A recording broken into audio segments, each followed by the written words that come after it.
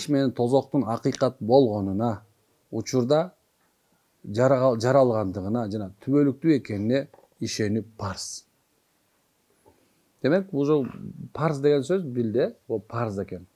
Эми бул ким деген буга ишенбей турган болсо, имандан чыгып калыш коркунучу бар экен. Кээ бирлер бар да жанагындай, койчу, каяктарда сүйлөй бересиңер. Барып келдиңби, түшүп көрдүңбү деген ошол адамдарга эмне экен, мындай коркунучтуураак экен. Бирок ошого деңгээлге жеткизбегенге аракет кылышыбыз керек эмеспи? Жана кээ бир адамдарды мындай даават айтып атканда, бир нерсе атканда тозок бейиш үчүн айтпагыла.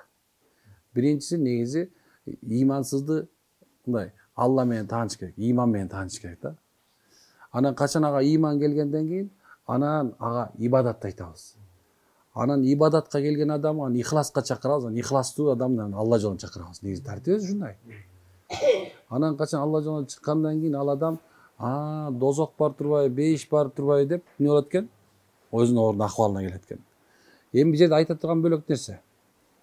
Демек, бейиш жана тозок бар экени деген бул мурун эле жаратылгандыгына. Мурун эле жаратылгандыгына. Демек, ал тозок азыр же болсо биз баарыбыз өлгөндөн кийин жаралбайт. Ал мурун эле бар болчу. Бейиш дагы ошондой. Ал биз баарыбыз бейишке кире турган даярдап турган азыр бейиш даярдай коеюн дебейт. Бейиш мурунтан эле даяр деген сөз. Ал бар. Мындай айтканда, мындай жок эмес экен, ал бар экен. Ошого ишенишибиз бизге парз экен туган. Эми эмне экен? Алла Таала өзү Куранда айтып аткан, таквалар үчүн даярдалган кенендиги асмандар жана жердей болгон бейишке чүр кагыла дейт.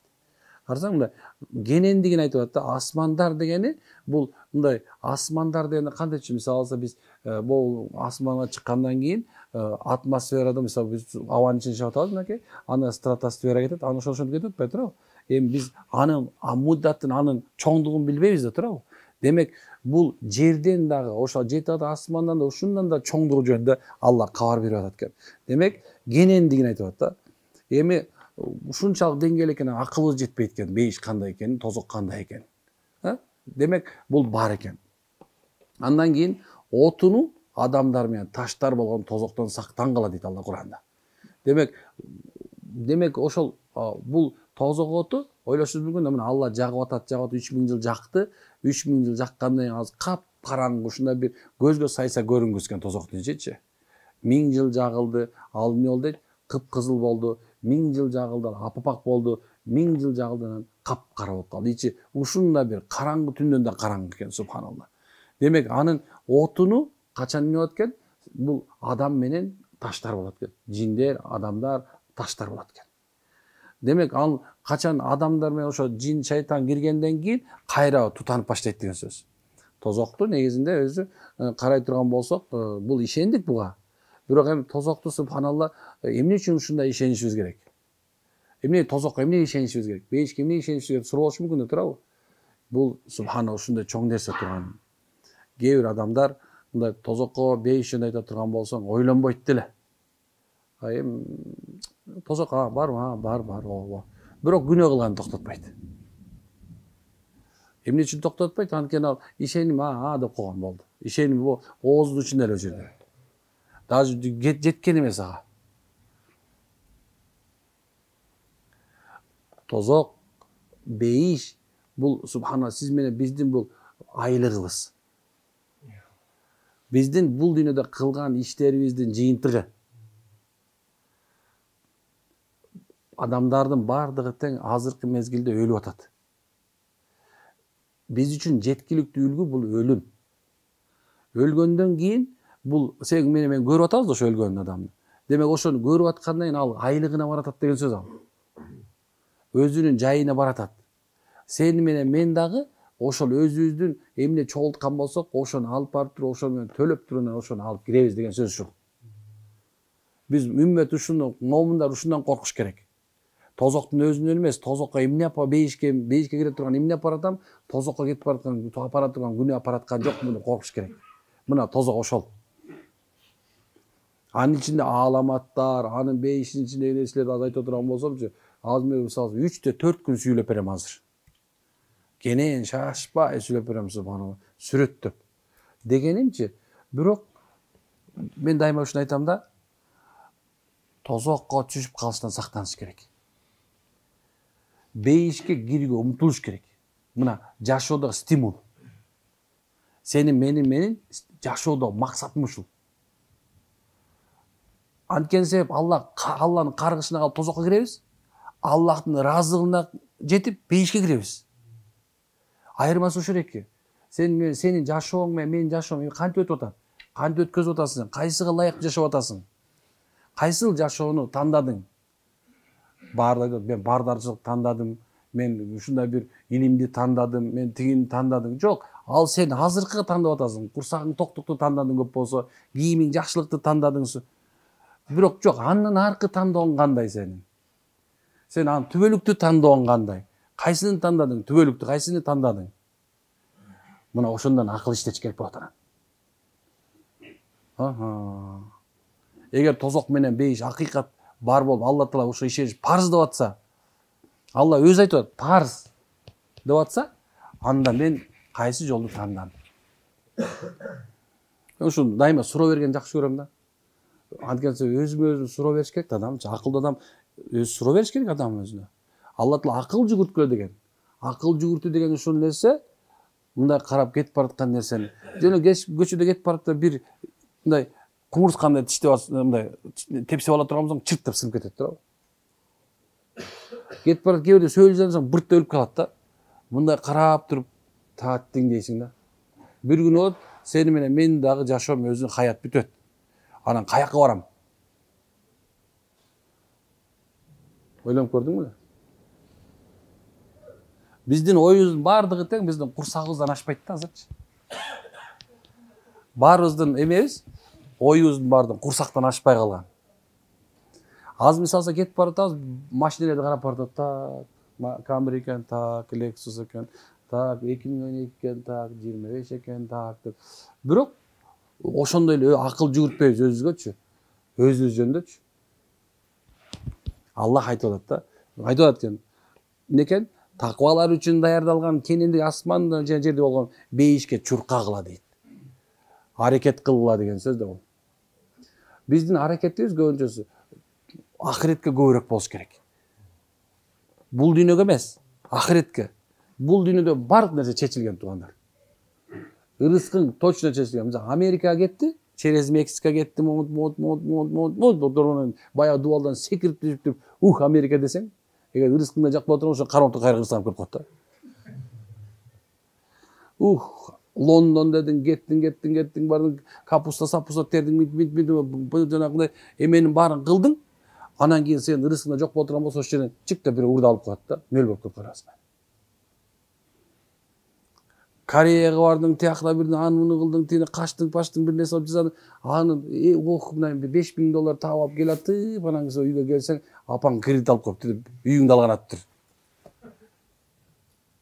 Рызк ушундай чечилген.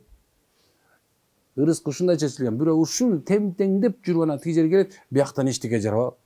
Бирөө болот, субханалла, кичинекей бир картошканы бир жерге сайып коет, мындай жөнөкөй бир картошка алып коет, машалла, карасаң, мынакей жашоосу, өнүп өсүп, үй салып, машина алып, катындан алып, баладан бала төрөтүп жашап аткан болуп калат да. Карасаң, бул дүйнөнүк ушундай. Бирок тияктыгы чечилген болду. Же тозок же бейиш. Ал дагы мына ушул жерде кандай жашаганыңан зависть этет. Демек айтайын деген максат эмне? Субханалла. Өзүң үчүн переживать эт. Намаз окубай калдыңбы? Переживать этиш керек. Мен эмне намаз окудум? Эмне үчүн пешимди калтырып койдум я? Эмне үчүн мен асыр калтырып койдум? Эмне үчүн мен шамды калтырып койдум? Эмне үчүн куптанды окубай жатып атам мен? Кээ бирде мындай таң калыштуу ситуация болот да, мындай төшөккө менен чечинип аткан болосуң да, кадимгидей элечи. Чечинип, аны тиш башын жууп келип жаткан атасың, куптан окулган эмес да. Ушун жатып атканда сен өзүңдү тозокко түшүп кала турганын элестетишиң керек. Переживать эткиле. Туугандар, переживать эткиле. Анткени өмүр өтүп атат. Канча адамдар зикирсиз, пикири жок, кара курсактын айында эле жөн эле өткөзүп атат, намаз окубайт. Намазды кез-кезде окуйт. Эмне намаз азыр жумабек болуп калгам дегендечи муну. Эчтеке сонда. Жана эмне жумабек болуп калдым молдоке дейт да. Бул жерде тозокты эсептеп коюптур. Тозок дейт жаханнам биринчisi, лазо, хутама, саир, сакар, жахим, хавия. Бул тозоктун категориялары да. Буну атын айтып алыш керек да, мен жаханнам бекмин айтыш керек да. Мен сакар бекмин айтыш керек. Кудай сактасын, андай эмес жок. Бирок дегенимчи, сен өзүңө күйбөгөн адамсың да, алтындарым-ай. Эгерде сен өзүңдү тозоктон сактаган келбесе, Алла Таала өзүңдү, өз үй бүлөңдү алынын күйүп турган тозоктон сакта деп өкүм кылган уже. Өзүңдү сакта биринчи. Калп айтпа. Анткени калптын дагы өзүнүн бир тозогу бар. Бирөөнүн эмесин, акысын нахак жебе. Бирөөнүкүн жулуп алба. Бирөөнүкүнө кирип алба. Бирөөнүн үстүнө жалган күбө кылып, ошону жок кылыштын айласында болбо. Адам акысын жебе. Адам укугун тепсебе, айбандыкын тепсебе. Анан кийин өзүңдүкүн да тепсебе да. Өзүңдүн укугуңду тепсегениң ушуреки, намазыңды таштап койсоң ушуреки. Орозоңду таштап койсоң ушуреки. Бай болуп зекет бербей болсоң өзүңдүкү. Ошонун бардыгы тең субханалла. Эмнекен өзүңө переживать этпегендин белгиси бул. Кылбай атасыңбы? Демек сен өзүңдү өзүң каяка баратканын билесиң.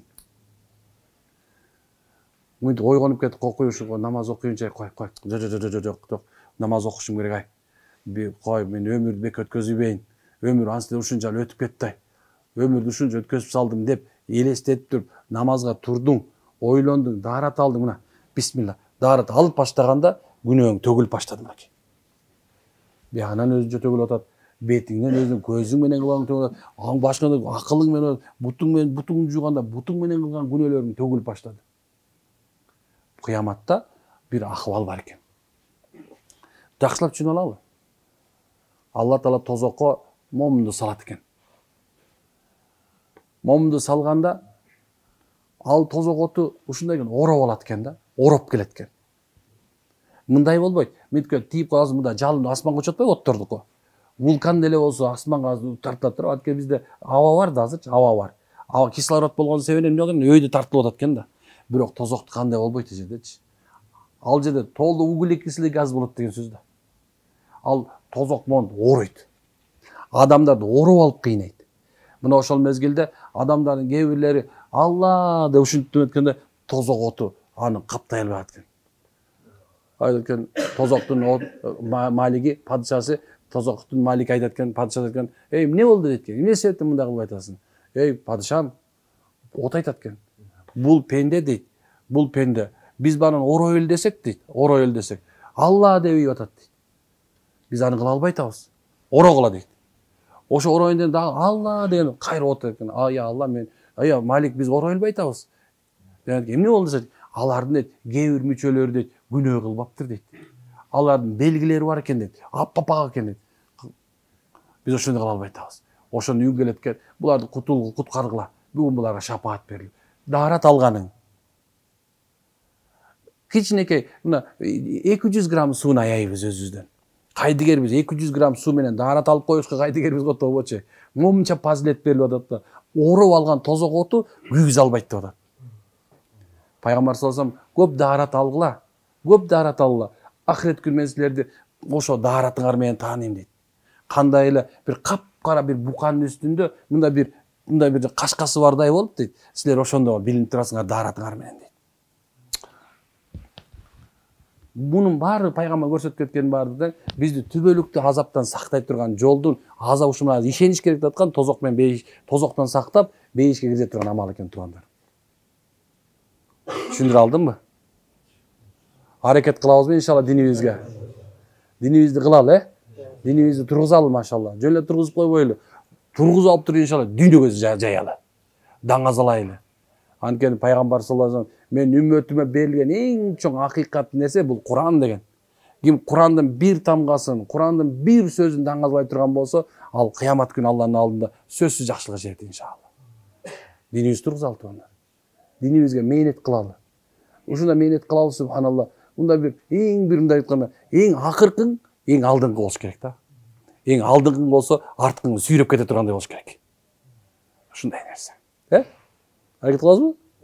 Biz de niyet kıldık inşallah. Amin. Subhaneke ve hamdülillah. Anta astagfiruke ve atubu ilaik. Kudayım barzı hidayet versin. Öz aranı sakta. Assalamu alaikum ve rahmetullah.